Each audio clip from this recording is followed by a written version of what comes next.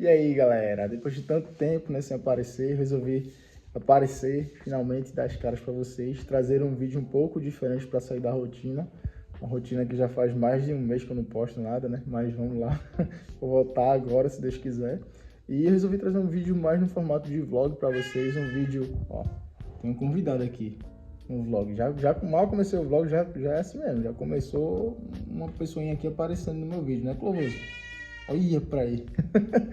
Mas então, resolvi trazer um vídeo no formato de vlog para trocar uma ideia com vocês. Vou aproveitar que eu vou ali no parque. Vou estar falando um pouco de como é a minha experiência de estar morando aqui fora, né, na Alemanha, como programador, né? Como é que é o meu dia a dia na empresa, como é que é estar trabalhando como programador aqui fora. Vou dar uma caminhada aqui no parque, aproveitar que tá verão aqui na Europa, porque é muito frio. Então, aproveitar que abriu um sol aqui e vamos lá. Espero que vocês curtam aí e vamos embora. Vá, filho, fale para as pessoas, dê tchau. Você quer o quê? Você quer sair com o papai? É? Você quer sair com o papai? É, né? Quer sair com o papai, mas tá sozinho. Como eu tivesse aqui, você ia comigo, mas não dá, né? É isso aí. Vamos comigo? Vamos? Hein?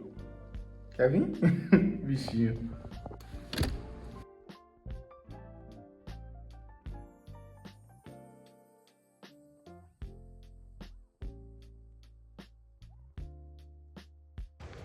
Pronto, cheguei aqui no parque, vamos andando aqui pro cantinho que eu gosto de ficar. Se a tela ficar tremida e o áudio não estiver muito bom, por favor, me desculpe, porque eu ainda não comprei o microfone externo e nem o estabilizador, então vamos assim mesmo. O importante é o conteúdo. Quem não me conhece, eu tô aqui na Alemanha já faz 4 anos e pouquinho. Eu sou desenvolvedor front-end atualmente, né? Faço os dois, back-end, front-end, até 3D eu tô me metendo. Jogo também, mas assim, no dia a dia eu trabalho como desenvolvedor front-end, né? Não vim pela empresa que eu tô hoje, eu vim por uma empresa diferente, né? E a minha história é bem interessante, inclusive. Aqui eu fui demitido depois de 2 semanas que eu cheguei aqui, porque a empresa tava quebrando. E aí demiti todo mundo que eles tinham contratado. É bem interessante, vale um vídeo à parte para falar sobre isso. Eu ainda vou fazer isso, tô devendo. O primeiro ponto que eu queria trazer é: você precisa de inglês, né, para sair do Brasil. Como é que foi? Eu saí do Brasil até aqui, o que foi que eu fiz, né? Eu estudei inglês de uma forma, tipo, absurda que me deixou fluente. Como é que foi? Né? O primeiro ponto, galera, precisa de faculdade também, né? Muita gente pergunta. E o primeiro ponto no meu caso, eu não tenho faculdade. Eu vim por experiência de trabalho, né? Como eu tenho mais de 10 anos de experiência na área, na verdade, para você tirar o visto de trabalho, você só precisa de 5, né? No tempo eu acho que eu tinha uns 7 anos, de experiência, então eu peguei o visto de trabalho, porque eu não tinha faculdade, né? Eu não sei se você sem faculdade conseguiria vir pra cá com experiência, né? Tipo, vamos dizer assim, se você tem 3 anos de experiência de trabalho e você não tem faculdade, eu não sei se você ia conseguir vir pra cá pegando visto de experiência, porque o mínimo de tempo é 5 anos, então eu não sei, né? Mas no meu caso, como eu já tinha o tempo a mais requisitado para pegar esse visto de experiência de trabalho, eu vim através desse visto aí. E as empresas, elas pedem faculdade, né, para estar entrando lá, para estar passando no processo. Já dei spoiler, né? Se eu visse sem faculdade, provavelmente a minha empresa pelo menos não pediu, né? Mas assim, eu já fiz bastante entrevista aqui também para candidatos. E uma coisa que eu percebi, não apenas sendo entrevistado, mas também fazendo entrevistas, né? Essa já é a 4ª empresa que eu estou trabalhando, tá? Aqui. Então, o que eu posso dizer é o seguinte: faculdade, assim, é um plus, mas não é um requisito, vamos falar assim, né? Se você souber fazer o que é pedido, beleza. Se você mostrar na entrevista que tem capacidade, já é suficiente. Para ser sincero, sempre quando eu vou entrevistar alguém, até fazendo shadowing também, ou seja, quando eu não sou a principal pessoa entrevistando, mas estou ali acompanhando a entrevista, eu percebo que a gente procura saber muito de conceitos técnicos, né? Para sênior, por exemplo, a gente procura saber muito se o cara sabe arquitetura, se o cara sabe estruturar uma aplicação, se o cara sabe mentorar, como é o cara trabalhando em projetos de larga escala, né? Esse tipo de coisa. E para júniors, por exemplo, ou mid-level, né? A gente procura ver se o cara tem, primeira coisa, interesse em aprender, tá disposto a aprender. A gente tenta estressar um pouco no ambiente de entrevista, porque no dia a dia o cara vai estar estressado, né? Ver se o cara é um cara que sabe trabalhar em time. E em questão técnica, a gente procura ver se o cara sabe pelo menos ali os conceitos que está sendo usado no dia a dia, sabe? Por exemplo, como a gente usa muito React, eu sou um cara que, vamos falar assim, a minha experiência é muito React. Então, assim, dos frameworks atuais, né, de Vue, Angular e React, a minha experiência é, vamos dizer assim, de 80% de React, né? Já mexi com Angular, já mexi com Vue, mas é bastante React. Então a gente procura saber se o cara na parte de React, por exemplo, se ele sabe pelo menos o que são re-renders, né? Quais são as boas práticas, né? O que é que ele usaria num projeto, por exemplo, em React para estar fazendo uma aplicação X, né? Às vezes a gente passa testes, né, para o cara fazer em casa. Mas eu gosto muito do tete a tete, sabe? Tipo, de estar conversando com a pessoa, estar entendendo o pensamento dela, porque você aprende também. Até mesmo com o mid-level, com o júnior mesmo, você entrevistando, às vezes você aprende, sabe? Você perguntando ao cara algumas coisas, o cara às vezes dá um insight, não, eu já fiz tal coisa. Não precisa necessariamente o cara estar sendo sênior para você estar aprendendo. É muito interessante isso. Mas enfim, no geral, a faculdade não importa tanto, é um plus, claro, se você estiver competindo, vamos falar assim, se você está competindo para uma empresa que é uma fábrica de software, certo? Que vai vender as tuas horas. E aí tá empatado, os caras estão em dúvida entre tu e um camarada que tem uma faculdade. Vamos dizer que vocês dois estão no mesmo level, né? O que é que os caras vão fazer? Provavelmente eu faria, né? Eu acredito que os caras fazem a mesma coisa também. Eles vão com um cara que vai ter faculdade nesse caso, porque as horas deles, para ele vender a hora desse cara, eles vão ter que justificar para o cliente que, ó, esse cara aqui ele é formado em XYZ, sei lá, fez mestrado na faculdade Nevinha, sabe? Mas é só se estiver no mesmo level. É muito difícil, na real. Quando eu tava na Liferay, uma pessoa me falou, uma pessoa que tava conduzindo a entrevista depois, quando eu passei e tal, depois de muito tempo que eu já tava lá dentro, o cara falou pra mim, ó, quando a gente foi te contratar, a gente tava em dúvida entre tu e um professor da faculdade, na faculdade, acho que é o UFPE, sei lá, lá de Recife.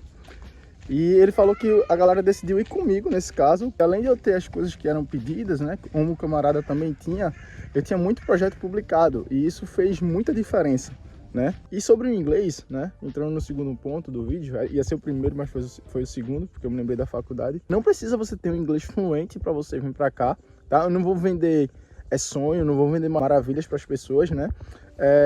Você tem que ter um inglês que você consiga se comunicar, mas você não precisa ser um cara que vai ser nativo, que vai ser fluente. Nativo ninguém vai ser, né? Mas tipo um cara que o inglês vai ser fluente, né? Comparado a uma pessoa nativa. Não, o meu inglês tá longe de ser disso. Assim, não é horrível, mas também não é lindo, né? Eu falo com sotaque, eu nunca me preocupei em questão de falar de uma forma que se parecesse com nativo, né? É bom, é massa. Mas na real eu prefiro estar perdendo tempo com vocabulário, com coisas que vão estar agregando na minha comunicação em termos de me expressar, né? Para a pessoa me entender. Não precisa você estar se preocupando na fala perfeita, mas sim se a pessoa consegue te entender. Eu acho que isso é um ponto que a gente tem bastante a melhorar, assim, no geral, como dev brasileiro, né?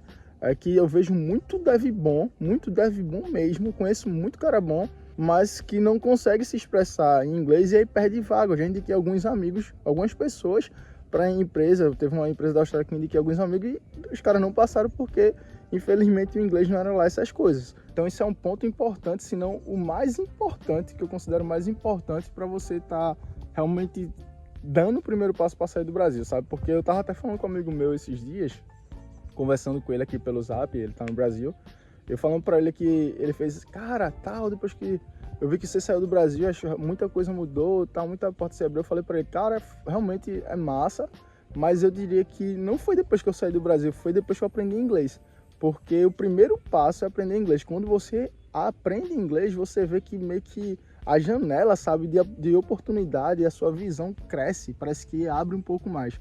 Então, eu diria que, para mim, essa é a coisa mais importante. Depois de aprender a programar, né? Claro que você tem que saber. Depois disso, inglês é o mais importante, cara. Entendeu? Então, realmente, isso é uma coisa que você tem que aprender. E como é que eu fiz, né? Para estar aprendendo? tava todo dia estudando, como é que era? Então, já respondendo, né? Eu passei um tempo estudando no Senac, eu fiz 3 anos de inglês, mas assim, eu não tinha um inglês bom, meu inglês era horrível mesmo assim, meu inglês era só de verbo to be, eu aprendi no colégio. Então assim, eu passei 3 anos e meio estudando no Senac, eu não cheguei a terminar ele todo, acho que ficou faltando ainda um nível no Senac para fazer, ou foi 2 níveis. Mas me ajudou muito. Inclusive, se você é de Recife, se tem um Senac na sua região, principalmente em Pernambuco, né, Recife, eu te recomendo pra caramba, porque os professores são maravilhosos. Todos os meus professores que eu tive, eles foram muito bons, eles foram excelentes e me ensinaram muito, sabe? Assim, realmente eu não tenho o que falar, não. O inglês do Senac é maravilhoso. Fiz algumas aulas particulares também, porque eu queria agilizar esse processo, então fiz aula particular com 2 professoras. Até mesmo quando eu vim para cá, eu não estava me sentindo muito seguro no inglês, então fiz mais aula particular com outra professora do Brasil. Realmente o inglês, resumindo tudo, o inglês é algo que você tem que aprender. Eu diria que é um essencial, sabe? E aí tá, aprendi inglês, tudinho, comecei a fazer processo para vir para cá.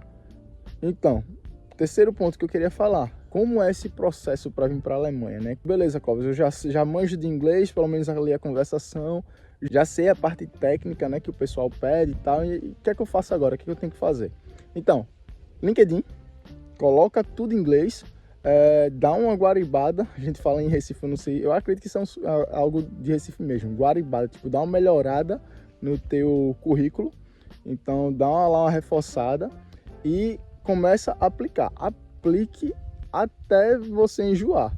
E quando enjoar, continua aplicando. Porque assim, não vai ser fácil. No meu caso, como eu não tinha nenhum conhecimento fora, né?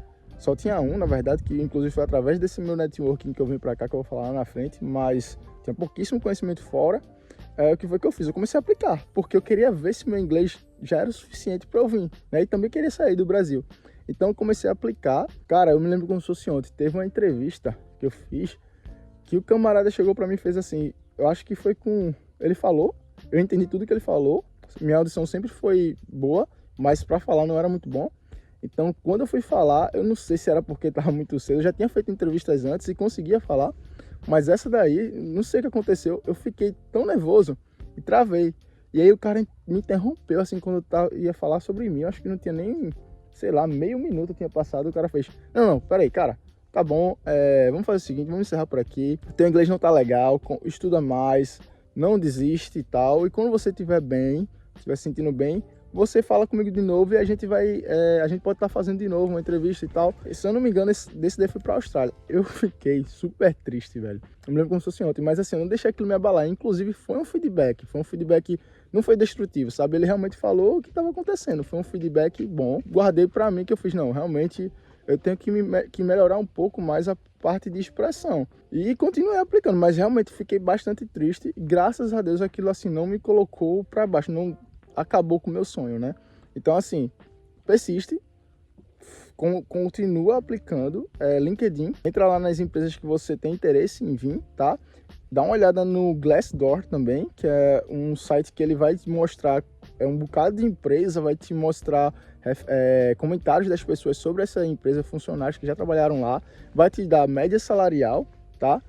E é bem bom para você ver realmente o que as pessoas estão falando dessa empresa. Se a nota da empresa for ruim no Glassdoor, então já é um ponto a se atentar. Porque, por exemplo, a empresa que eu vim para cá, a nota dela no Glassdoor, se eu não estou enganado, não era muito boa.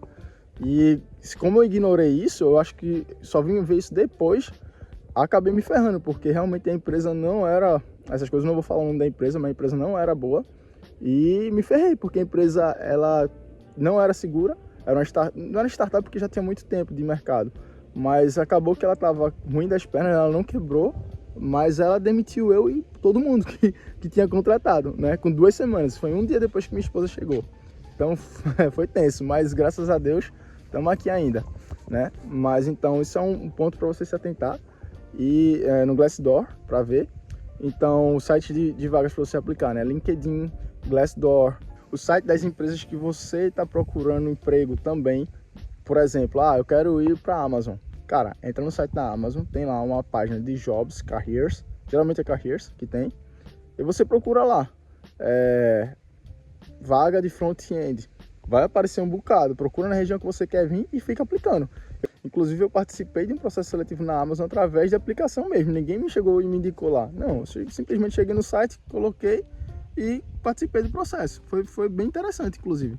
Mas entra no site das empresas que você tem interesse em vir e começa a aplicar também, sabe? Se tiver alguém que lhe indique, massa. Se não, aplica.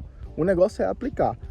Melhora o currículo. Tem uma norma que eu vou colocar aqui no vídeo, o nomezinho que eles falam, que se o teu currículo seguir esse padrão, é melhor, inclusive, porque os sistemas que analisam o teu currículo, eles vão ver que ele está seguindo esse padrãozinho, então todas as tuas informações vão entrar nesse sistema, elas não vão se perder, então isso é massa, tá? E aí, beleza, passei.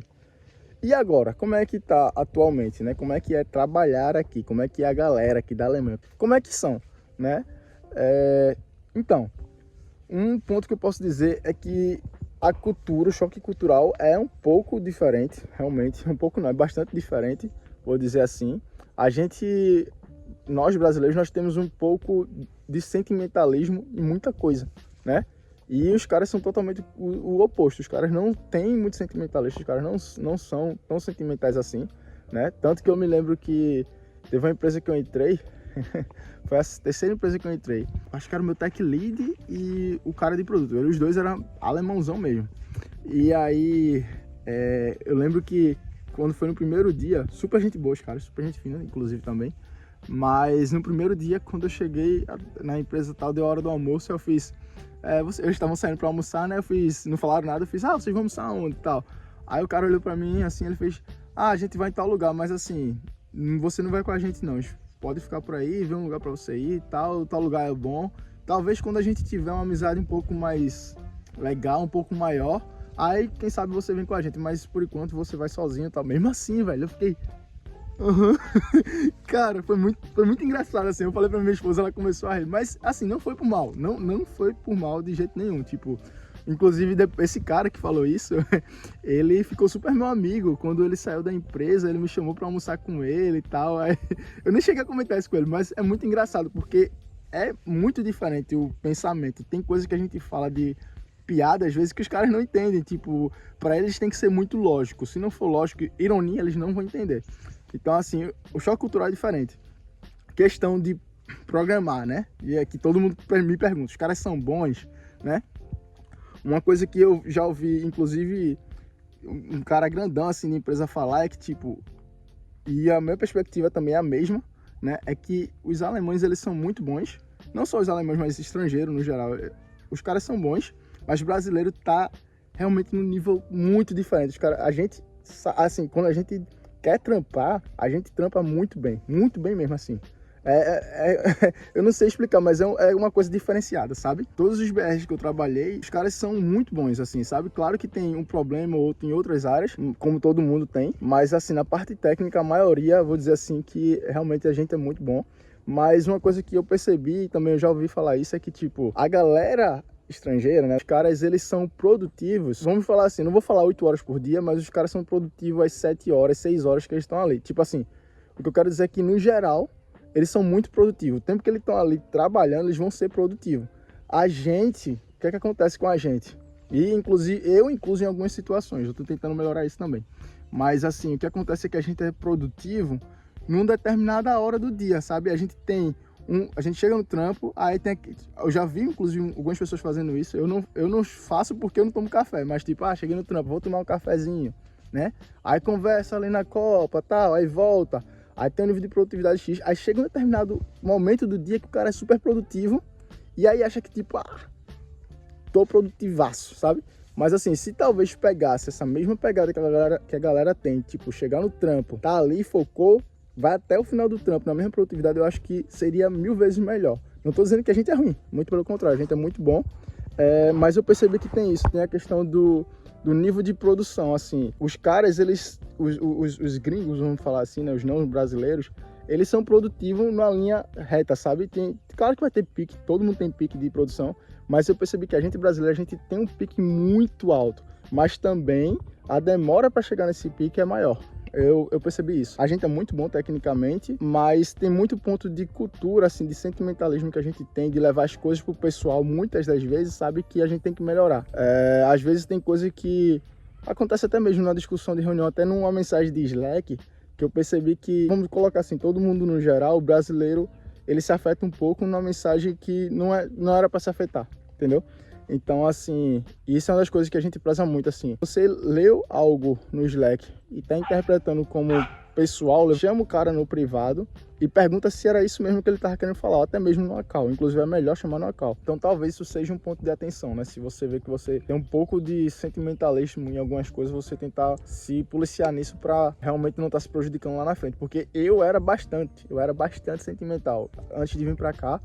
E fui aprendendo com o tempo, graças a Deus teve algumas pessoas que me ajudaram nisso também, sabe? Mas realmente eu acredito que, no geral, não quero estar colocando todos os brasileiros inclusos nisso, né? Mas pelo menos de todo mundo que eu já trabalhei aqui fora, eu vejo que dos brasileiros, não são todos, mas algumas pessoas, se não for a maioria que eu trabalhei, tem um pouco de sentimentalismo em muita coisa, sabe? Porque a gente é BR, né? A gente tem calor de sangue na veia, né?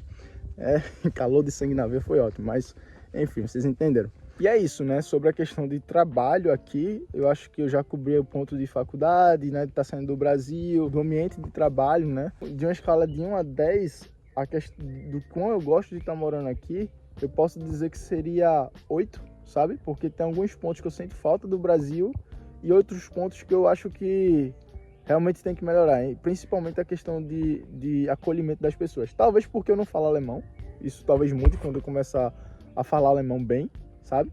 Mas realmente eu acho que, comparado aos outros países que eu já fui, que não foram tantos, mas eu já fui para alguns, eu acho que a Alemanha, em questão de acolhimento, sabe?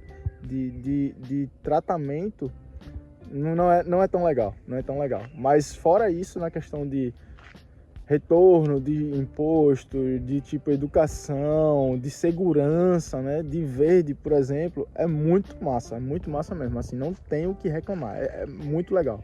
Então eu gosto muito de estar morando aqui, graças a Deus. Praticamente a qualidade de vida é muito boa, né, muito boa mesmo, comparado à qualidade de vida que eu e minha esposa a gente tinha no Brasil, eu acredito que é outro nível, é muito boa mesmo, né. Eu acho que a gente ainda vai passar um tempinho aqui, não vamos ficar para sempre, mas por um bom tempo. Então é isso aí, galera. Espero que vocês tenham gostado, assim, que deu para eu cobrir pelo menos do que eu tava querendo falar. Fala aí do que é que você achou, se você mora aqui na Alemanha ou se você já veio para cá. Fala qual foi a tua experiência aqui, se você discorda de mim em algum ponto, se você concorda, se tem algum ponto que eu não cobri, sabe? E eu espero que você tenha gostado aí. Não deixe de estar se inscrevendo, de estar tocando no sininho aí embaixo, porque, cara, isso é importantíssimo para mim. Eu vou falar a verdade que eu tava bem desmotivado para estar fazendo vídeo pro YouTube, porque realmente tá difícil, não entrega bem, mas eu voltei a fazer e eu quero estar continuando a fazer, principalmente agora que eu tô fazendo o curso, porque eu quero continuar essa pegada de estar movimentando minhas redes sociais, né, para estar ajudando a galera que tem também um sonho como eu tinha, né, de estar morando fora, de estar trabalhando fora, de ter essa experiência aí e crescer mais ainda, né? Então é isso aí, galera. Espero que vocês tenham gostado, tenham curtido do vídeo. Não esquece de estar se inscrevendo, batendo no sininho, curte o vídeo e valeu, é isso aí.